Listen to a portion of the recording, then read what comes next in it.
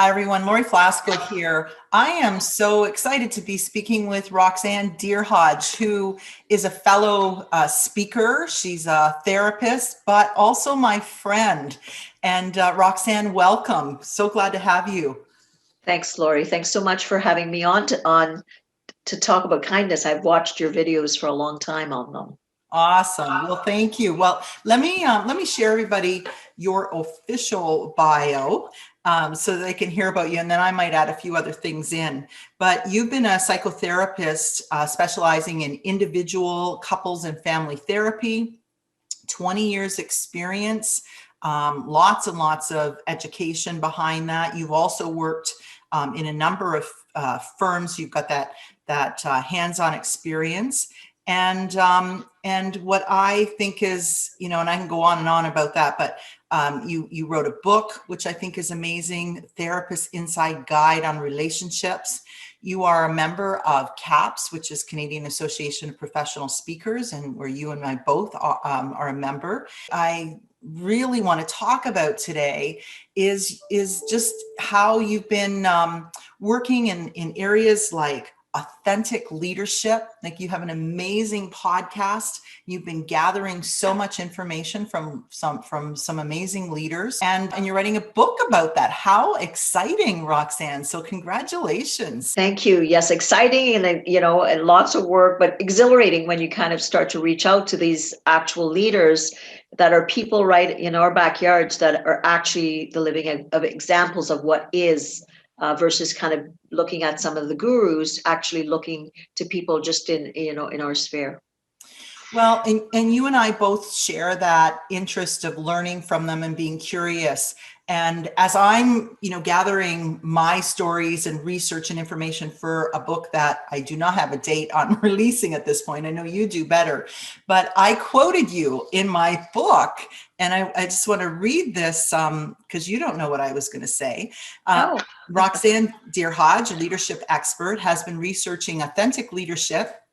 And one of the constants she has found across the spectrum is that amazing leaders are consistently humble and kind. They don't behave one way at work and another way at home. Their actions are congruent with who they are, what they value, and what they do. That's what you told me, Roxanne. Is that like... I wish I could remember the conversation. It must have been one of those many, many mornings when we were in the writing group together. But ultimately, absolutely, I think authentic leaders are people that have done things to work on themselves outside of the workplace, but they are embodying the message about being real, being reachable, and just being fallible. Because I think, unfortunately, if you kind of think of the years of leadership, and even when I was an executive, it was that sense that there had to be a separation between yourself and the leader.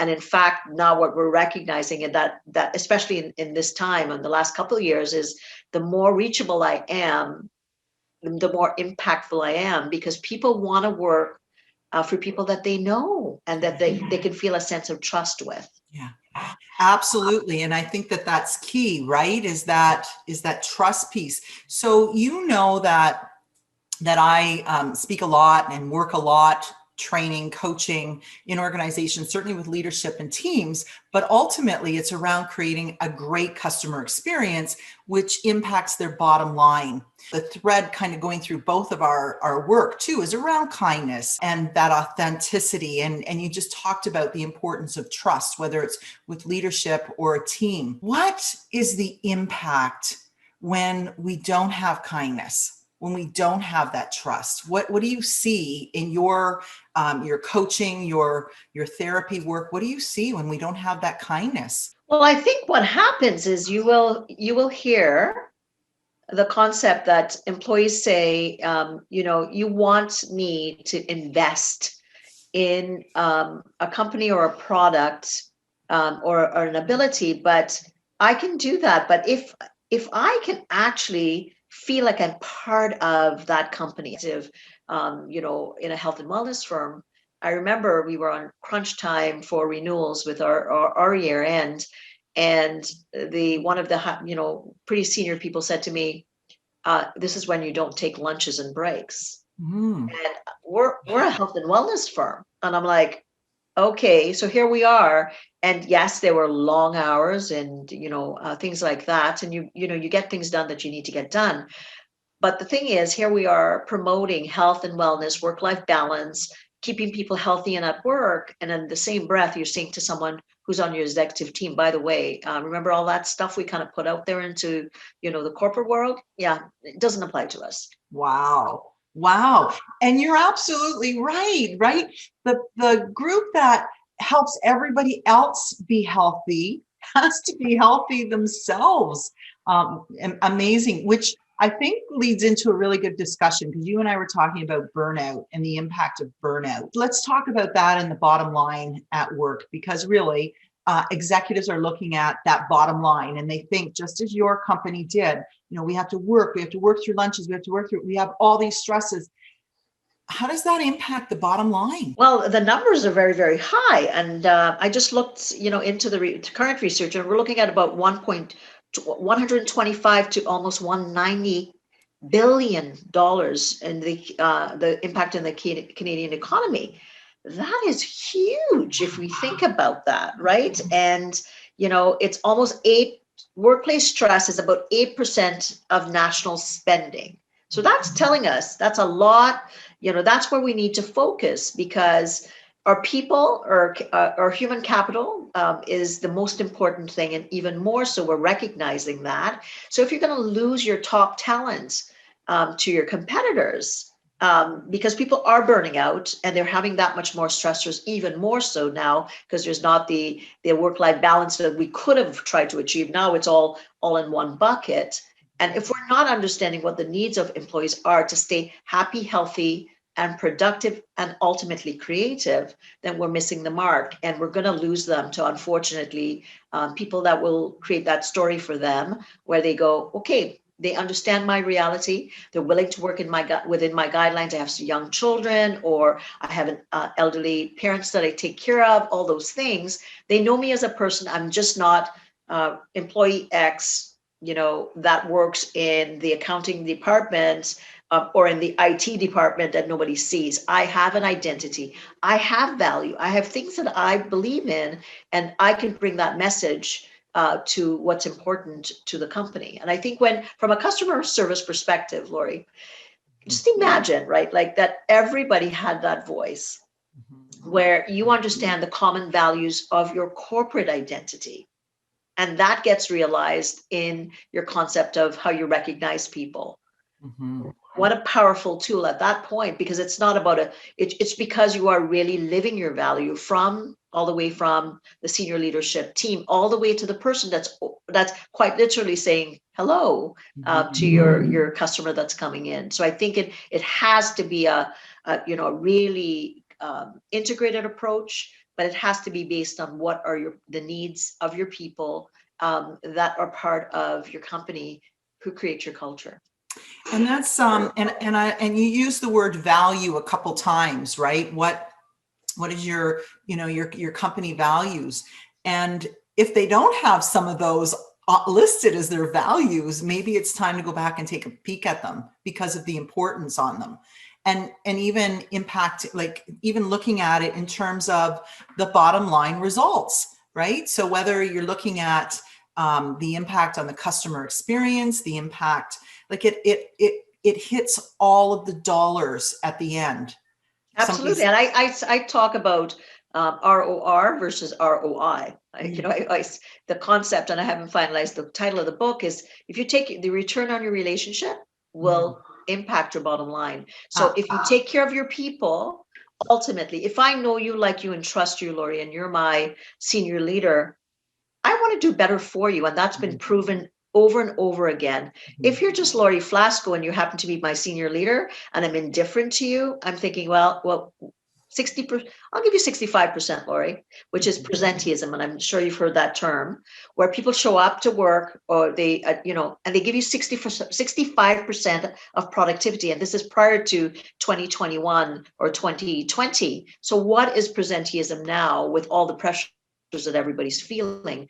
The impact is, if I know that there's certain things that you need to see from me as your employee, and I really want to ensure that I make you look good, because I want to feel good because of our relationship. Then if I'm indifferent to you, I'm just going to give you the bare minimum. And so that I can basically kind of do my job, be left alone, and, kind of basically go back to the things that I enjoy. One of the things that I'm hearing in my coaching with some leaders, with managers right now, is they're really, really concerned about their team members because of the stress that's happening, people working remotely, people not feeling connected, and the impact of that. But they're also feeling stressed. Like one manager was saying, I'm afraid of my team. And if they get like that, they're going to leave. I'm almost burned out. So give us some strategies that you found along the way that can certainly help deal with this crisis. It's a humanity crisis right now. What can we do to help ourselves and our team? I think people need to understand their stress signature, their stress response, right? So how are these managers? They have to start asking themselves, when I'm under stress, what do I do? Right? Do I shut down, which is kind of, the term is hypoarousal? Do I kind of, stay stuck? Or am I the type that gets anxious and I shoot orders out and those types of things? What's my gauge? Right? So how am I checking in with myself at any given point? And, there's something called a window of tolerance, right? Which is basically your relaxation mode. If I don't know it within myself as a manager, and I'm not doing some small tips throughout the day in whatever realm there is, and I'm coming from a place of reactivity, where I'm turning off the prefrontal cortex, which is the boss of the brain. I'm going to be in a reactive mode all the time, right? So I'm going to create solutions based on reactivity versus coming from a logical space and kind of clearly thinking through things.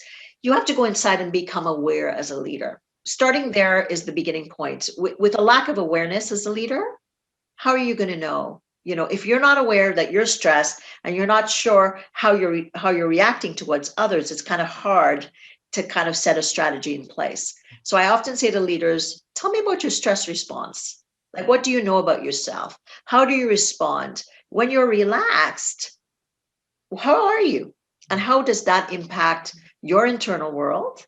And in turn, how does it impact your ability or capacity to connect with others? And sometimes they will say, well, I already don't know. And I say, try to find 3 closest people to you and ask them that question. What am I like when I'm really stressed? How do I respond? What is good about what I do and what is not so good about what I do? And then that's going to give you a really, honest information. Because if you go to your team members, what are they going to do? They're going to give you that broad brush. I'm not going to tell Laurie anything that's going to really upset her. But the people go to your youngest child and say, by the way, they'll be honest. They're the most honest because they can't hide, right? And then you then start to build and understand your stress tolerance. And, what are you doing about it? It's one thing to expect this of your team. And how are you sharing? If you recognize that you are stressed and you act in a certain way that disconnects people, and you do it at work, we all do. And if, oftentimes when we're stressed, we're not realizing and we're busy and we're trying to get stuff done, go back to someone that you think you've been maybe abrupt with and say, by the way, I'm so sorry. I recognized that yesterday I walked past your desk. I threw 20 things at you. I kept going.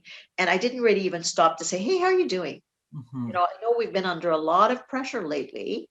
And I just want to let you know, I really appreciate that it's tough on all of us. We're all in this together and we're going to figure this out, even though we don't know the way out. And whatever you need, come to me. And if I don't know how to meet that need, I'm going to sure try to find out and I'm going to come back to you. So if you know something simple about someone's child or maybe what's going on in their life, those are the pieces that become very vital. And you use that to really develop the relationship. So you're not attending to your employees only when there's something wrong. You actually know something about them. So in turn, the It's positive, positive, positive, then your request, according to the Gotham Institute. You just remember that. Hey, have I told you that I noticed this, or recognize that you've done this recently, or you've shifted this? And by the way, can we chat about this particular project? Because there's a couple of things that I think we need to tweak on. Becomes a different conversation versus as soon as I see my senior VP coming at me and I haven't talked to them this month, my first realization is, oh boy, what now? Again, at that point, their prefrontal cortex or their logical brain is off. They're going into reactivity. They're going to protect themselves because they're like trying to make sure that they're not doing anything wrong. And you're not going to get that interface that you're needing to have a really good conversation about what next. Some of the most authentic leaders do different things, right? So like there's one authentic leader that I interviewed, and he was always a yogi. So when they went virtual, he would start his meetings with a bit of a yoga stretch. That's right. And then he would say, oh, by the way, we're going to do this, at the top of the, week. Or subtle things like, I've done a lot of interviews with recognition experts. How about you just ask the person that's coming into a Zoom meeting, tell me what you were just doing before you got onto Zoom with me.